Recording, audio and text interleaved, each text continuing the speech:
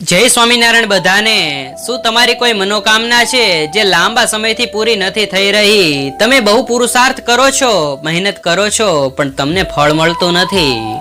તમે આધિ વ્યાધિ અને ઉપાધિથી ઘેરાઈ ગયા છો, તો આજે હું તમને એક એવો પાઠ બતાવીશ કે જેના વાંચનથી તમારી સમગ્ર પીડા મટી જશે। આ પાઠ કરવા માટે તમારે સ્નાન કરવાની જરૂર નથી, પવિત્ર થવાની જરૂર નથી। કોઈ પણ સમયે તમે આ પાઠ કરી શકો છો।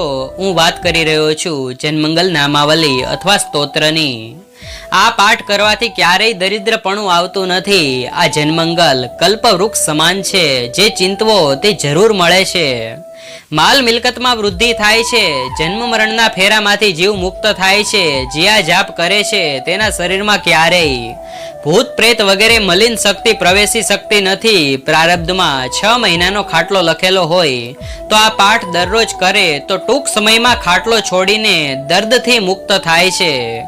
ગૃહસ્થ હોય કે ત્યાગી હોય, આ જન્મંગલના દરરોજ 10 પાઠ કરવા જોઈએ। પછી તમારી શક્તિ પ્રમાણે જેટલા થાય તેટલા કરી શકો, પણ મનોકામના સિદ્ધિ માટે 10 પાઠ એક આસને જરૂરી છે। આ પાઠ રોગીને રોગથી મુક્ત કરે છે। વિશેષ વાતો આપણે જન્મંગલ મહિમાવાળા વિડીયોમાં કરી છે। ચેનલ નામ નીચે ફૂલ વિડીયો જોવાનું ઓપ્શન છે, તે જરૂર જુઓ। આ વિડીયોને લાઈક, શેર અને ચેનલને સબસ્ક્રાઇબ જરૂર કરજો।